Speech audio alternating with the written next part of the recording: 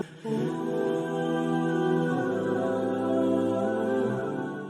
آپ سب بچوں سے عرض کروں گا، ایک تو نماز میں سستی نہ فرمائیں۔ پورے 1439 ہجری میں نماز چھوڑنے کی گنجائش اگر تھی تو کربلا کے میدان میں میرے نبی کے نواسے کو اور ان کے جان نثار غلاموں کو ہوتی، اگر ہوتی تو ان کو ہوتی، لیکن انہوں نے بھی جب سورج ڈھلا تو اپنے ایک ساتھی زہیر سے فرمایا کہ شمر سے اجازت لو کہ ٹھہر جاؤ، ہمیں نماز پڑھنے دو، پھر جو کرنا کر لینا۔ تو اس کم بخت نے کہا کہ ہم نماز کے لیے جنگ بند نہیں کریں گے۔ تو آپ نے آدھوں کو کہا نماز پڑھو اور آدھوں سے کہا جنگ کرو۔ پھر جب وہ پڑھ کے تو کہا تم جنگ کرو، ان سے کہا جاؤ تم نماز پڑھو۔ تو کربلا کے میدان میں ظہر کی نماز پڑھی گئی۔ تو انہوں نے نماز نہیں چھوڑی اور پھر عصر سے پہلے سر کٹا کے نیزے پر چڑھ گئے۔ اس کے بعد ایک حدیث آپ کو سناتا ہوں، یہ آپ سب لے لیں، یہ بھی بچے بھی لے لیں، آپ بھی لے لو۔ میرے نبی وضو کر رہے تھے، صحابہ نیچے سے پانی لے رہے تھے، زمین پر گرنے نہیں دے رہے تھے۔ کوئی ادھر لے رہا ہے، کوئی ادھر لے رہا ہے، آپس سے جو لڑائی بھی ہو رہی ہے، کوئی منہ تے مال رہا ہے، کوئی پی رہا ہے، کوئی ہتھاں تے، کوئی سینے تے۔ تو آپ پہلے تو دیکھتے رہے، پھر آپ نے کہا ما یحملکم علی ھذا، یہ سب تم لوگ کیوں کر رہے ہو؟ کہا جی حبا للہ ولرسولہ، کہا جی اللہ اس کے رسول کی محبت میں کر رہے ہیں۔ آپ نے فرمایا میں تمہیں بتاؤں سچی محبت کسے کہتے ہیں؟ میں تمہیں بتاؤں سچی محبت کسے کہتے ہیں؟ من سرہ ان یحب اللہ ورسولہ ویحبہ اللہ ورسولہ۔ میں تمہیں ایک بات بتاتا ہوں، جس پر تمہاری محبت اللہ اس کے رسول کے ہاں سند یافتہ ہوگی، قبول ہوگی، اور اگلی خوشخبری یہ ہے کہ تم سے پھر اللہ اس کا رسول بھی پیار کریں گے۔ جو باتیں میں تمہیں بتانے جا رہا ہوں یہ تم کرو گے تو اللہ بھی تم سے پیار کرے گا، میں بھی تم سے پیار کروں گا، اور تمہارا پیار ہم قبول کریں گے۔ یہاں تو ہر ایک عاشق رسول ہونے کا دعویٰ کر رہا ہے، تو اب معیار کیا ہے؟ جیسے آپ ڈاکٹر ہونے کا کوئی دعویٰ کرتا ہے تو اسے پھر وہ ڈگری دکھانی پڑتی ہے، تو پھر وہ ٹھیک ہے کلینک چلا سکتا ہے۔ تو میرے نبی نے فرمایا میں تمہیں بتاؤں کہ اللہ اس کے رسول سے سچا پیار کرنے والا کون ہے، کہ جس سے اللہ اس کا رسول بھی پیار کرتے ہیں جان بین سے۔ تو سننا میرے بچوں، فَلْيَصْدُقِ الْحَدِيثَ إِذَا حَدَّثَ، مجھ سے پیار کرنا ہے اور میرے رب سے کرنا ہے تو پھر زندگی میں سچ بولنا پڑے گا، جھوٹ نہیں بولنا ہے۔ سچ بولنا پڑے گا، جھوٹ نہیں بولنا ہے، سچ بولنا پڑے گا۔ میرے دیس کو بجلی کی کمی نے نہیں مارا، میرے دیس کو معیشت کی کمزوری نے نہیں مارا، میرے ملک کو قرضوں کے بوجھ نے نہیں مارا، میرے ملک کو جھوٹ نے مارا ہے کہ پورے پاکستان میں پاؤں میں چھالے پڑ جائیں گے تمہیں سچا آدمی تلاش کرنے کے لیے۔ جب کسی قوم میں جھوٹ پھیل جاتا ہے وہ اللہ کی لعنت کا شکار ہو جاتا ہے، فَنَجْعَلْ لَعْنَةَ اللَّهِ عَلَى الْكَاذِبِينَ، اللہ کی لعنت برستی ہے جھوٹے انسان پر، جھوٹے مرد پر، جھوٹی عورت پر، جھوٹے معاشرے پر۔ تو میرے نبی نے حب رسول کا، حب رسول کا، حب محبت رسول کا پہلا پیمانہ سچ بول۔ اس پر ایک اور حدیث یاد آئی، جب اللہ جنت میں اپنا دیدار کرائے گا نا، جنت کی سب سے بڑی نعمت ہے اللہ کی زیارت۔ جب اللہ تعالیٰ اپنی زیارت کروائے گا اور پردہ ہٹائے گا تو سب سے پہلے کیا الفاظ اللہ ارشاد فرمائے گا؟ مرحباً بالصادقین، میں اپنے سچے بندوں کو مرحبا کہتا ہوں۔ ایمان، نماز، روزہ، جہاد، تبلیغ، حج، زکوٰۃ، تہجد، عمرے، ذکر، تلاوتیں، یہ ساری نسبت ہیں. اللہ کہتا میں اپنے نمازی بندوں کو مرحبا کہتا ہوں. یہ ہوں گے سارے نمازی ہوں گے, یہ ساری صفات والے ہوں گے, لیکن اللہ تعالیٰ جس صفت کو ہائی لائٹ کر کے ان کو ویلکم کرے گا وہ سچائی. میں اپنے سچے بندے بندیوں کو مرحبا کہتا ہوں. تو میرے عزیزو, کوئی بھی معاشرہ ڈنڈے سے صاف نہیں ہوتا ہے, ذاتی محنت اور کوشش سے ہوتا ہے. تو آپ ہمارا بہت بڑا سرمایہ بیٹھے ہو.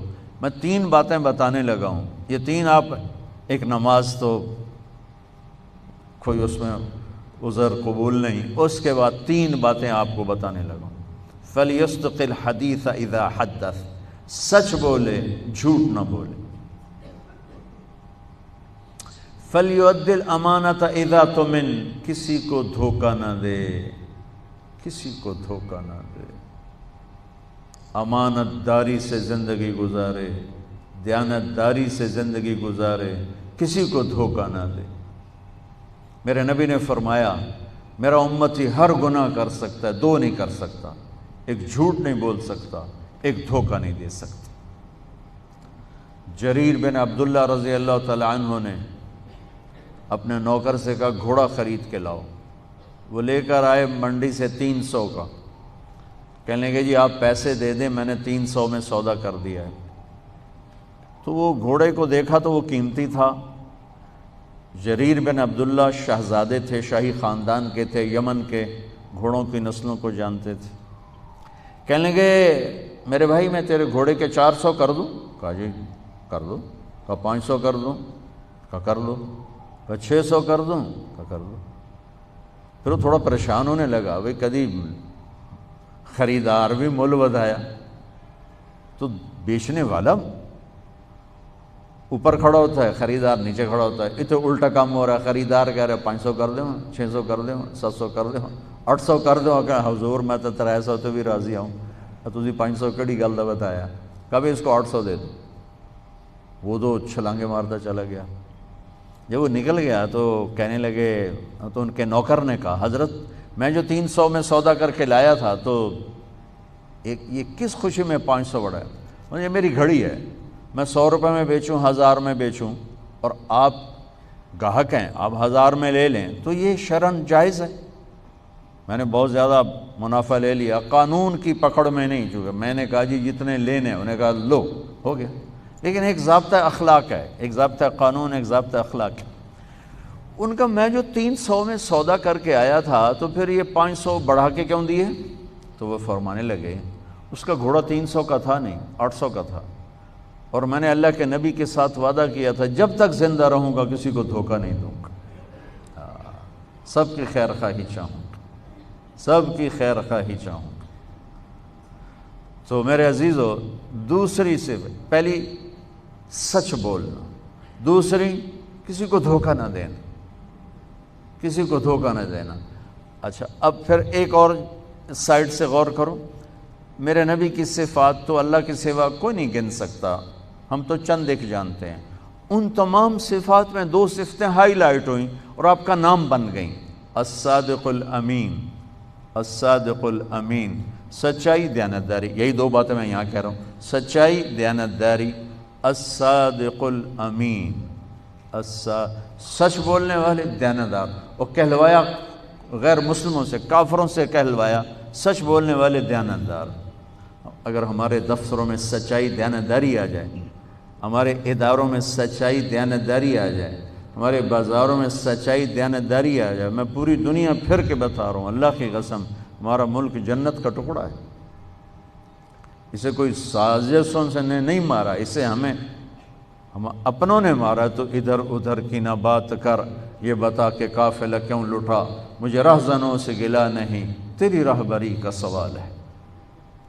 تو 2 باتیں ہوں گی, سچائی دیانتداری, زندگی میں سچ بولنا, جھوٹ نہ بولنا, کسی کو دھوکہ نہ دینا. ابھی تو آپ پڑھ رہے ہو, بچے ہو, لیکن چھوٹے چھوٹے دھوکے یہاں بھی چلتے ہیں, خاص طور ہاسٹل لائف میں, تو لین دین میں. تو دیانتداری اور سچائی یہ 2 زیور ہیں میرے, نبی نے بتایا ہے, اور فرمایا کہ میرا امتی جھوٹ کبھی نہیں بولے گا, دھوکہ کبھی نہیں دے گا. تیسری بات آپ نے فرمائی فَلْيُحْسِنْ جِوَارَ مَنْ جَاوَرَهُ، پڑوسی سے اچھا سلوک کرنا، پڑوسی سے اچھا سلوک کرنا، ہمسائے سے اچھا سلوک کرنا، چاہے وہ اپنا ہے، غیر ہے، مسلم ہے، غیر مسلم ہے، اچھا ہے، برا ہے، اس کے ساتھ حسن سلوک کرنا۔ یہ 3 باتیں ہوں گی تو اللہ رسول تم سے پیار کریں گے، اور اگر تم پیار کا دعویٰ کرو گے تو وہ قبول کریں گے۔ اگر یہ 3 باتیں نہیں تو ہن کر دے رہو جو بھی کرنا ہے، یہ تمہارے دعوے وہاں قبول نہیں ہیں۔ یہ سب جعلی ڈگریاں ہیں، جعلی ڈگریاں پکڑی جائیں تو پھر کیا حشر ہوتا ہے کہ یہ سب جعلی ڈگریاں ہیں۔